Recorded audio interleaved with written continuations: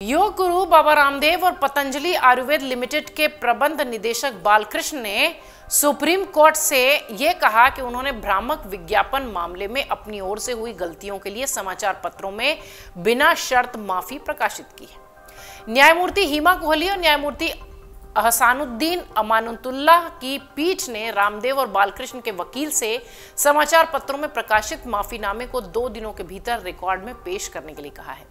इस पूरे मामले की सुनवाई हो रही है आने वाली 30 अप्रैल को।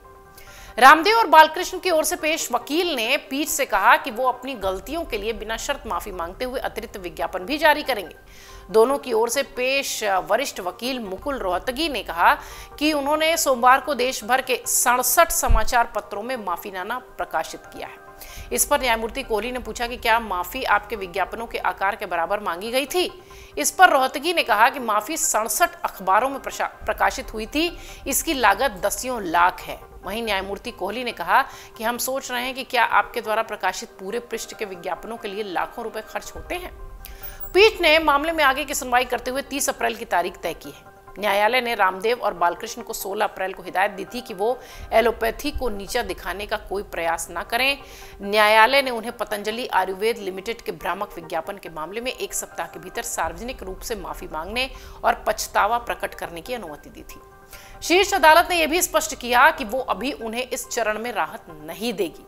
शीर्ष अदालत 2022 में इंडियन मेडिकल एसोसिएशन यानी आईएमए द्वारा दायर याचिका पर सुनवाई कर रही है, आपको बता दें, और जिसमें कोविड टीकाकरण और आधुनिक चिकित्सा पद्धतियों के खिलाफ एक दुष्प्रचार का अभियान चलाने का आरोप है। पतंजलि के भ्रामक विज्ञापन के मामले में सुप्रीम कोर्ट में सुनवाई हुई और इस दौरान योग गुरु बाबा रामदेव और आचार्य बालकृष्ण दोनों मौजूद रहे। कोर्ट ने इंडियन मेडिकल एसोसिएशन को फटकार लगाते हुए कहा कि वो पतंजलि पर उंगली उठा रहे हैं, जबकि 4 उंगलियां उन पर इशारा कर रही हैं। सुप्रीम कोर्ट ने कहा कि एफएमसीजी भी जनता को भ्रमित करने वाले भ्रामक विज्ञापन प्रकाशित कर रहे हैं, जिससे विशेष रूप से शिशुओं, स्कूल जाने वाले बच्चों, उनके उत्पादों का उपभोग करने वाले वरिष्ठ नागरिकों के स्वास्थ्य पर असर पड़ रहा है। कोर्ट ने सभी राज्यों और केंद्र शासित प्रदेशों के लाइसेंस अधिकारियों को इस पूरे मामले में पक्षकार बनाने को भी कहा है। सुप्रीम कोर्ट ने केंद्रीय मंत्रालयों को 3 साल तक भ्रामक विज्ञापनों पर की गई कार्रवाई के संबंध में हलफनामा भी दाखिल करने को निर्देश दिया है। अदालत ने कहा कि इंडियन मेडिकल एसोसिएशन के कथित अनैतिक आचरण के संबंध में की गई शिकायतें हैं। आईएमए को अपने कथित अनैतिक कृत्यों के संबंध में भी अपनी स्थिति दुरुस्त करनी होगी, जहां ऐसी दवाएं लिखी जाती हैं जो महंगी भी हैं, जो अनावश्यक भी हैं। दोनों ही तरफ बात पीछ करती हुई दिखाई पड़ी। पीठ ने कहा कि केंद्र सरकार को इस पूरे मामले पर जागना चाहिए। सुप्रीम कोर्ट का यह भी कहना है कि वो पूरे मामले में सह प्रतिवादी के रूप में उपभोक्ता मामलों के मंत्रालय, सूचना एवं प्रसारण मंत्रालय से सवाल भी पूछ रहा है। देश भर के राज्य लाइसेंसिंग अधिकारियों की भी पार्टियों के रूप में इसमें जोड़ा जाएगा और उनसे भी कुछ सवालों का जवाब लिया जाएगा। सुप्रीम कोर्ट ने इंडियन मेडिकल एसोसिएशन को भी फटकार लगाई। अदालत ने कहा कि वो पतंजलि पर उंगली उठा रहे हैं, जबकि 4 उंगलियां उनकी तरफ इशारा कर रही हैं। आईएमए से सुप्रीम कोर्ट ने पूछते हुए कहा कि आपके डॉक्टर भी एलोपैथी क्षेत्र में दवाओं का समर्थन कर रहे हैं, और अगर ऐसा है तो उन्हें आप पर भी सवाल क्यों नहीं उठाना चाहिए। सुप्रीम कोर्ट ने इस पूरे मामले में अगली सुनवाई 23 अप्रैल को करने की बात कही है। कोर्ट का कहना है कि ये किसी विशेष पार्टी के लिए हमला करने के लिए नहीं है, ये उपभोक्ताओं या जनता के व्यापक हित में है कि उन्हें कैसे गुमराह किया जा रहा था, और सच्चाई जानने का उनका अधिकार है और वो क्या कदम उठा सकते हैं, इस पर भी वो बात कर रहे हैं।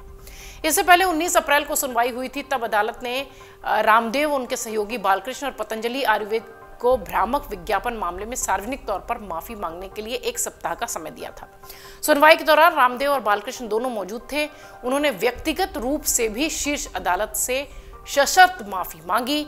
न्यायमूर्ति हिमा कोहली और न्यायमूर्ति अहसानुद्दीन अमानुतुल्लाह ने की पीठ ने उनकी माफी का संज्ञान लिया, लेकिन ये स्पष्ट किया कि इस स्तर पर रियायत देने का फैसला नहीं है। पीठ ने बालकृष्ण से कहा था कि आप अच्छा काम कर रहे हैं, लेकिन आप एलोपैथी को नीचा नहीं दिखा सकते। रामदेव ने अदालत से कहा था कि उनका किसी भी तरह की अदालत का अनादर करने का कोई इरादा नहीं था।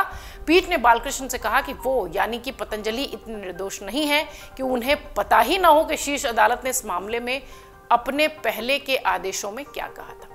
बहरहाल 30 अप्रैल को अगली सुनवाई है। अब देखना यह है कि इतनी माफी के बावजूद भी क्या कोर्ट पतंजलि और योग गुरु बाबा रामदेव और बालकृष्ण की बातें सुनता है, ये 30 अप्रैल को पता चलेगा। अगर आप ये वीडियो YouTube पर देख रहे हैं तो हमारे चैनल को सब्सक्राइब करें और बेल आइकन को दबाना ना भूलें। अगर आप Facebook पर ये वीडियो देख रहे हैं तो हमारे पेज को लाइक करें।